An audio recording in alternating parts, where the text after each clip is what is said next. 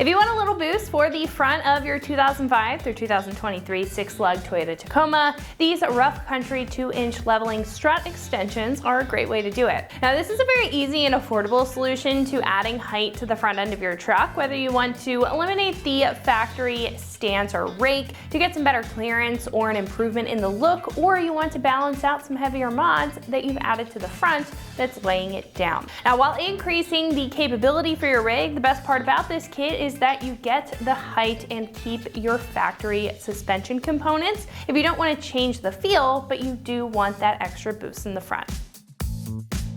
Now this kit is very simple. This features a spacer design, so it comes with 2 strut spacers for the front and hardware needed to bolt them up, lifting the Tacoma's front end. For increased ground clearance, there's more room in the wheel well for travel and the ability to fit up to a 33-inch tire with modifications 31s and 32s without. Now all of that additional space opens up extra capability for your Tacoma if you do take it off-road, being able to clear obstacles a little bit easier and help with some articulation without worrying about stuffing your wheel into the wheel well. Now it's also just going to make the rig look much more level and a bit more aggressive while maintaining the factory ride quality for a comfortable OE experience that you're normally used to.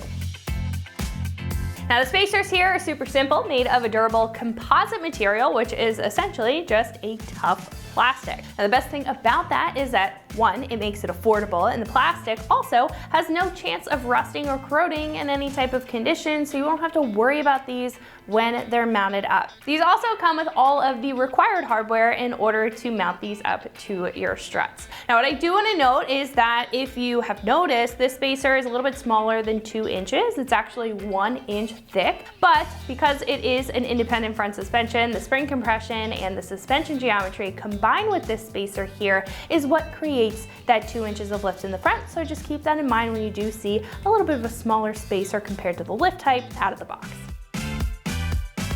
Now this is one of the most affordable choices on the category page at roughly $75. Now comparing this to others available, like I said, this is a solid alternative to a more involved lift kit or even leveling kit if you know you're just looking to keep it simple and you don't want to go overboard on height, whether you don't need it or you don't want anything higher than that 2-inch mark.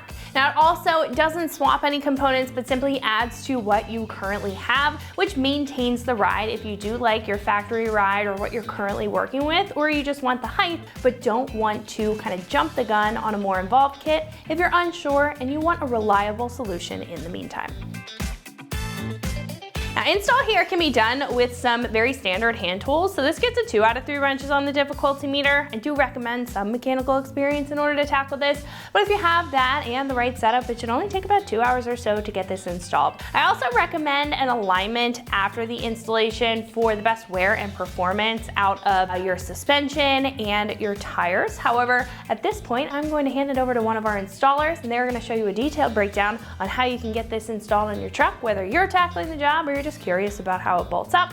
So that's gonna wrap it up for what I have to say. Let's go ahead and get into the install. Tools required for this install include a couple different size impact guns, a hammer, 19mm wrench, 14, 17, and 19mm ratcheting wrenches, needle nose pliers, an extension, 10, 12, 14, 17, and 19mm sockets, a pry bar, and a pole jack or a floor jack. What's up guys? Today we're installing a leveling kit on our Tacoma, so let's get started. All right, so the first step in our uninstall, with your truck in the air supported, you're gonna remove that front wheel. Now if you don't have a lift, a jack and jack stands will work fine as long as it's supported safely.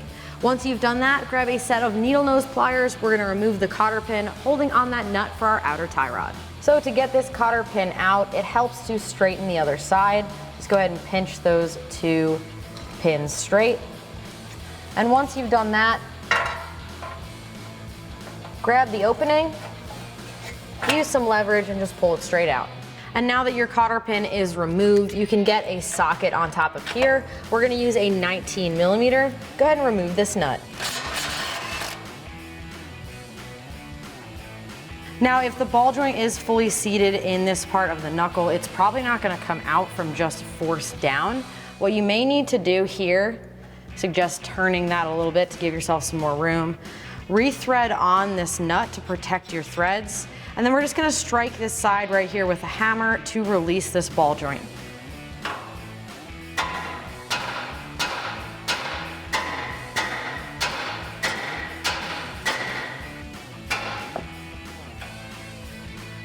Once that is released, go ahead and remove that nut again and pull it out of the knuckle. Next up, we're gonna remove the sway bar end link from the knuckle. Now you need to remove this 17mm nut. You can do it with an impact, but if the end link starts to spin, you'll need a 17mm wrench and a 6mm Allen key to hold that end link steady so you can break it loose.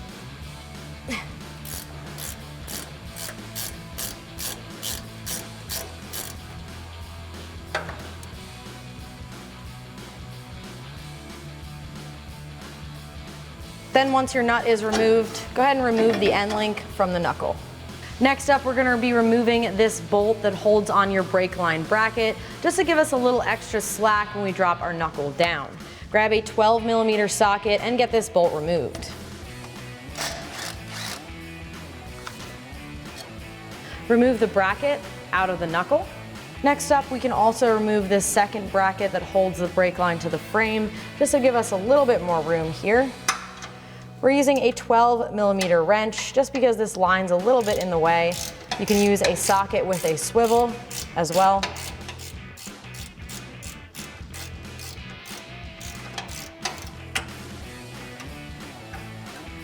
And make sure you remove the brake line out of this hole as well. There is a second ABS line that is attached to your upper control arm. What you want to do here is grab a 10mm socket and remove this bolt so that you can remove this bracket as well. Next up, we'll be removing this pin holding on the nut for your upper ball joint. And on the far side, this might be a little bit hard to see, but there is a tab that you need to release.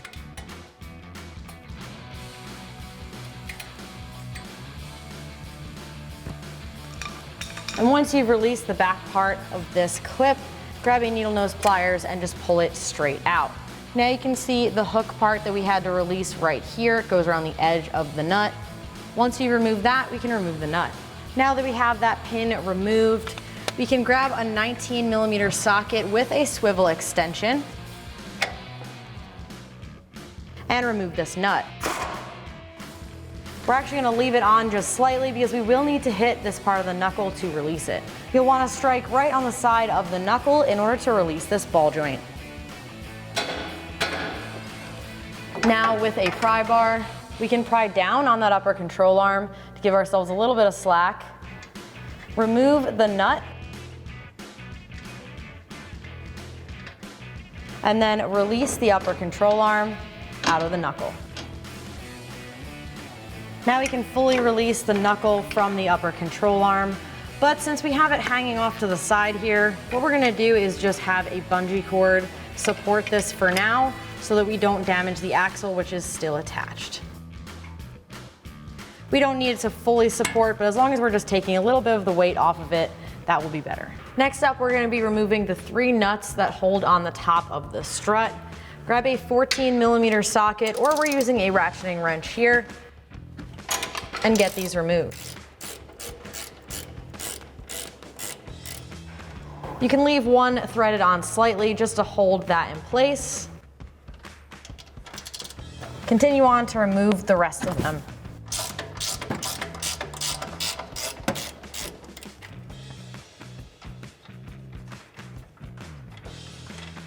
This one in the back is probably going to be hard to see, but the same process. Using your socket or wrench, go ahead and remove it.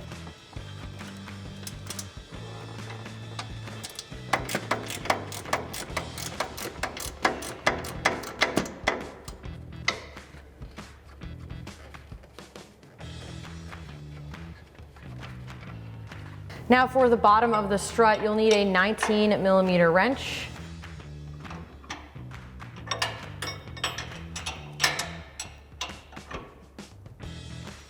And a 19mm socket, and get this nut removed.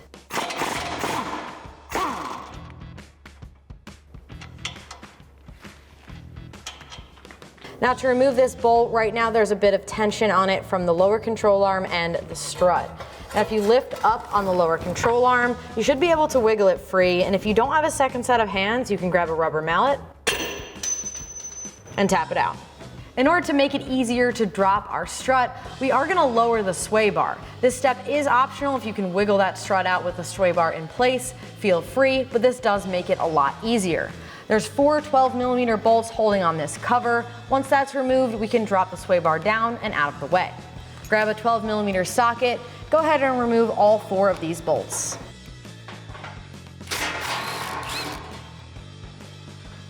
Next up, remove the other 12mm bolts. This one is at the back. Now we're moving on to the front 2 bolts on your skid plate. These are a little bit harder to get to. You can remove this plastic trim piece, or you can just grab an extension and pull it back slightly. Once you're on it, go ahead and remove that with a 12mm socket.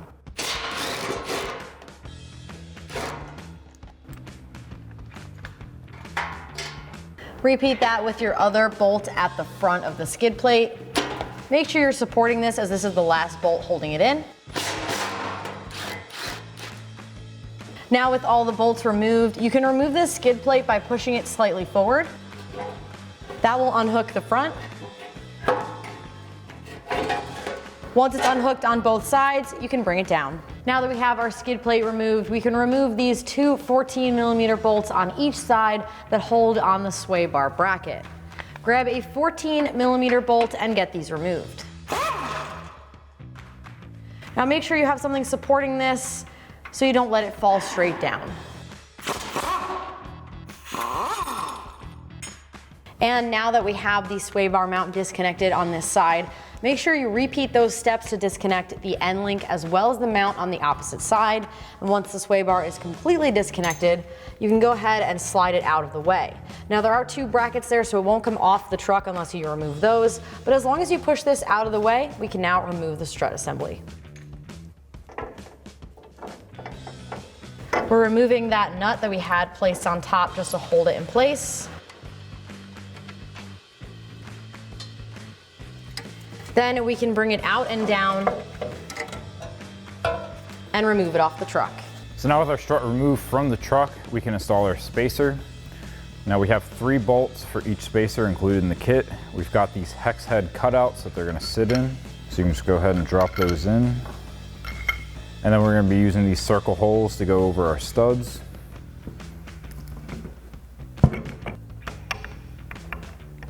Make sure your bolts are still in those cutouts. And then you can take your factory nuts and thread those onto the studs.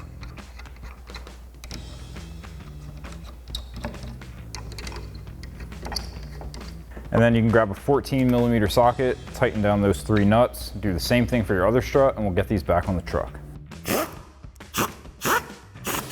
So now we can grab our strut and slide it into place. Get it into that upper mount first.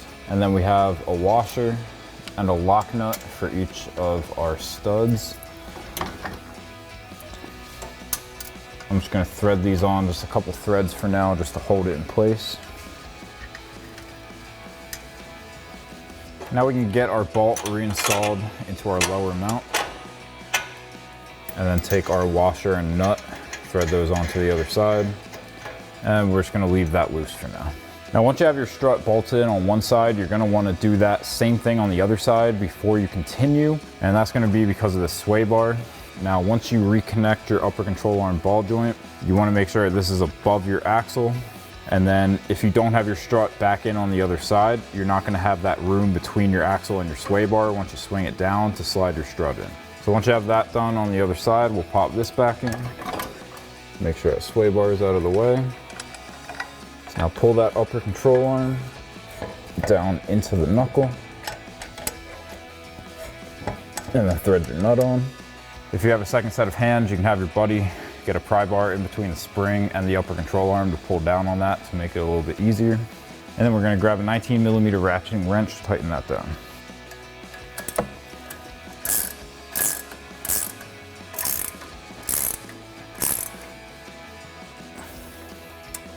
Now once you have that tightened down, we're looking to see if that hole in the stud lines up with the slot in that castle nut. And it's a little bit off for us. Now, you always want to tighten this to get it to line up. You never loosen it to get that hole lined up. Now we just need a little more here. Just give it a little turn. And now we're nice and lined up. Take your cotter pin, slide it through that hole, click that into place. Now we're going to go back up top with a 17mm ratcheting wrench to tighten down our 3 nuts.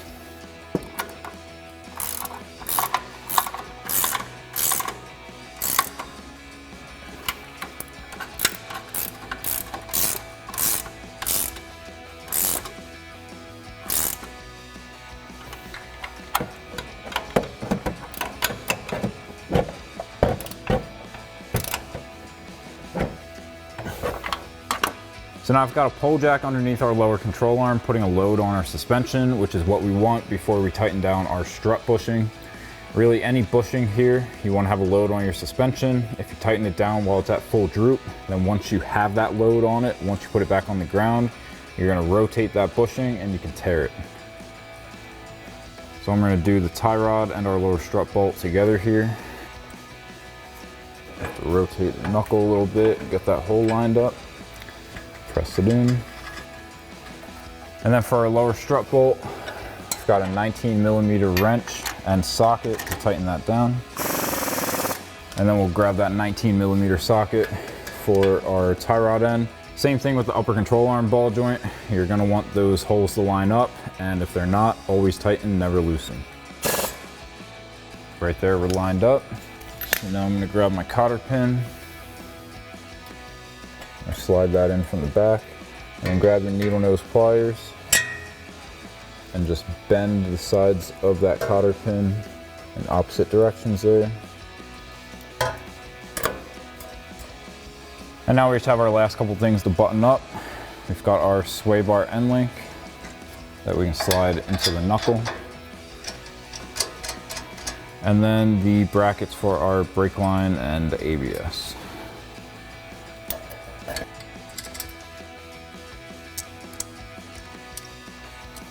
And then we'll start with our 17mm socket for the end link.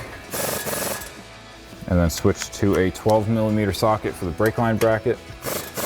And then finally a 10mm socket for our upper control arm bracket. And then you can repeat that whole process on the other side. So that'll wrap up this review and install of the Rough Country 2-inch leveling strut extensions for your 2005 to 23 6-lug Tacoma. Thank you for watching, and for all things Tacoma, keep it right here at ExtremeTerrain.com.